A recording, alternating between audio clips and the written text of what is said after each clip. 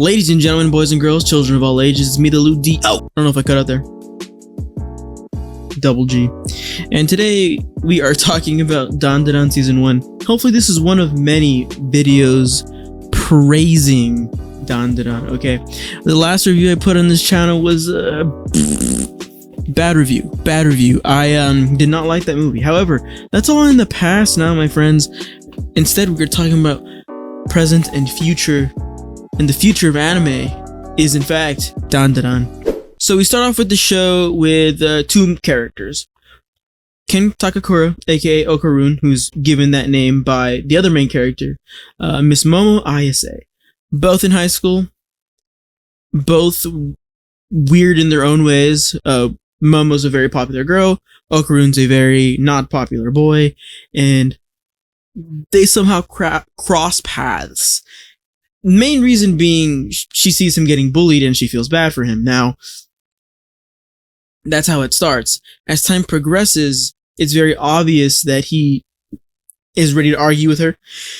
He's willing to do whatever he can to keep the friendship. Like, it's super, super interesting. And as time goes on, you kind of see a little romance sparkle between them. Now, this is all shrouded around the supernatural, the scientific, all the weirdness of the world that you can think of. So in that ensues other friendships and things like that. But that's essentially the baseline of the season. Now I'm going to talk about three things that I think attributed to how I felt about this season. So the first thing being the dialogue between characters. The way that our mangaka has written these characters, and I don't even mean in just the world in general, but just in their dialogue more specifically, is incredibly smart and very intentional with what they say. And I've seen this even as the manga progresses, right? I'm almost fully caught up. I was caught up and now I'm not with the manga, and it's everything they say is smart and intentional for the feelings he's trying to evoke, right? And so the feeling that he's trying to evoke is very apparent in this season, in that Momo and Okarun have these like underlying feelings for each other that they don't know, right? And so everything they think, they say, and they feel is all super intentional to keep the watcher, the reader, kind of, on that fishing line, kind of just following that, like, the romance of it all, and I think it's great. I think it's a very good way to keep people invested in your story. On the other hand, sometimes that is the vehicle in which it gets you to really enjoy my next point. And so my next point is all of these characters that he's drawn, the villains, our heroes, the transformations from a human to a yokai, and everything on top of that is so beautifully drawn. Like, it's drawn, I guess beautiful is not really the correct word. It's drawn in such a way that it's just looks very good. Like, just plain looks really, really good. And I love the art style. I mean, Okarun being super elongated, right, really works for his yokai, who is Turbo Granny. And as we continue, we see Ira, who her yokai is the ballerina one, and like all that stuff. So all of that drawing feels very intentional, in addition to it just looks really, really cool. And this also makes for some really great fight scenes, in this next season. It's going to be the Evil Eye season. I don't know how long that's going to last. So that's going to be full 24 episodes or whatever. But there's some really, really cool fights in there that I'm really excited to see. That being said, this season was no slouch when it came to fights either, or when it came to battles or being in certain situations. I, in particular, really, really love when they are running away from Turbo Granny in the first couple episodes, and the dun dun dun dun dun dun dun dun dun dun dun dun dun, like that song starts playing. I can't quite even remember. It's like the horse racing song starts playing, and there's like a beat behind it. It's like rearranged, and it's like absolutely perfect. The animation looks really, really good. That's one of my standouts personally in the show as far as like that goes. That's just one of many examples of how this show is very, very successful. Another way it's very, very successful is really capturing the high school like lifestyle. Like, obviously I went to a high school here in America.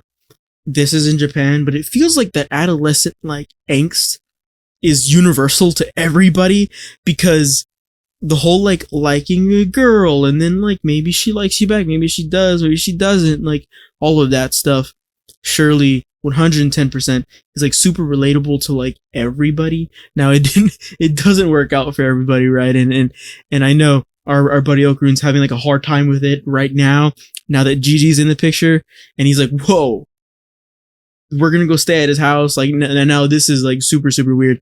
Regardless, it definitely keeps you super duper invested, right? Because you're like, this is something that I've kind of gone through. I hope it works out for him, because maybe it didn't work out for me, or whatever the case is. There's this one particular episode in the season.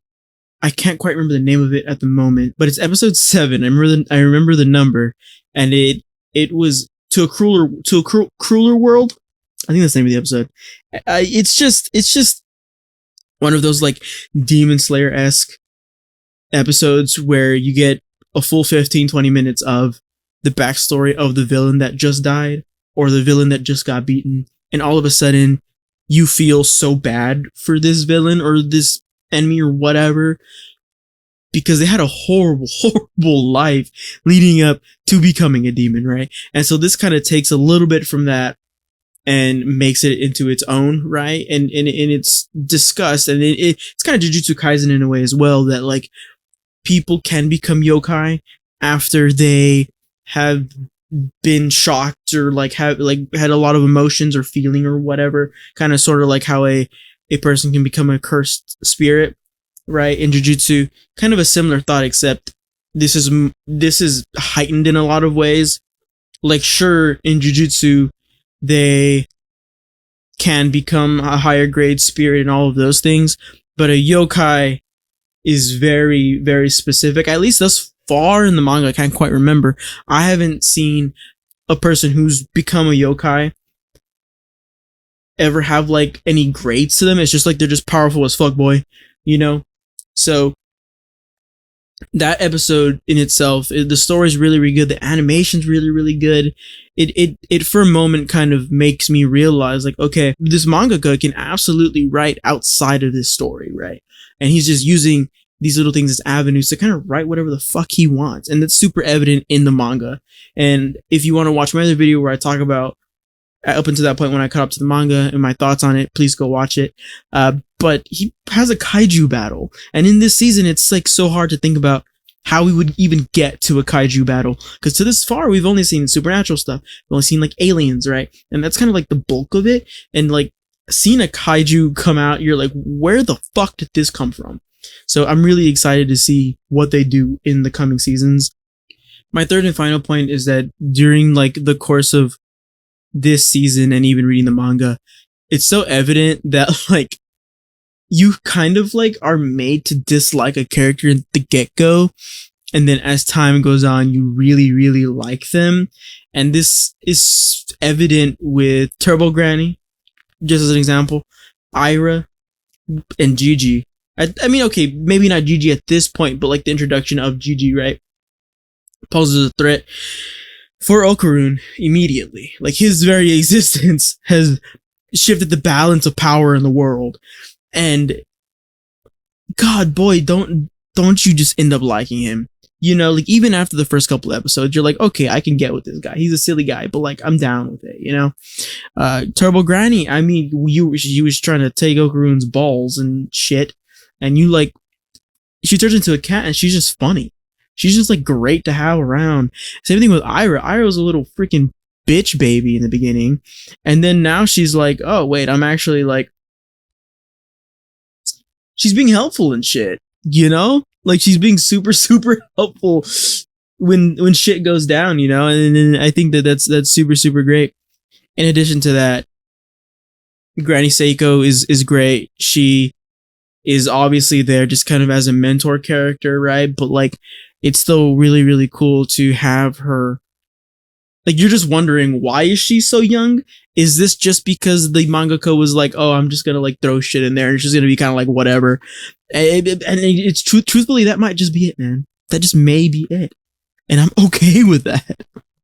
Now, as an honorable mention, I just want to say that like, there are some things about this that I kind of would like to see differently as far as like story wise goes. You know, there are some aspects of this that kind of move really fucking quick that I don't know if it's like maybe a like my One Piece brain in here where I'm like, I want to sit in an arc and kind of like go through the motions of it and not have things be like kind of done in like an episode or two. And like it's totally possible this is just early anime and that as we go on we'll get more, a bigger, better arc, which I know is coming.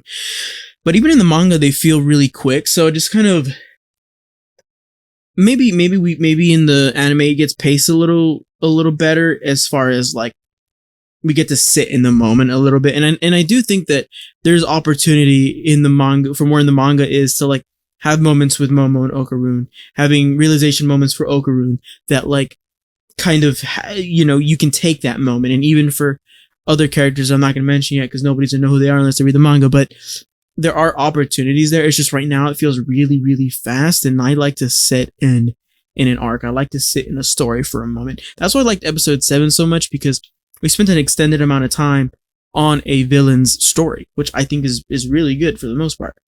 With that being said, it has to be one of my most favorite animes that I've seen so far. I mean, maybe the bar isn't like high enough, but I haven't been this invested in an anime since Fire Force.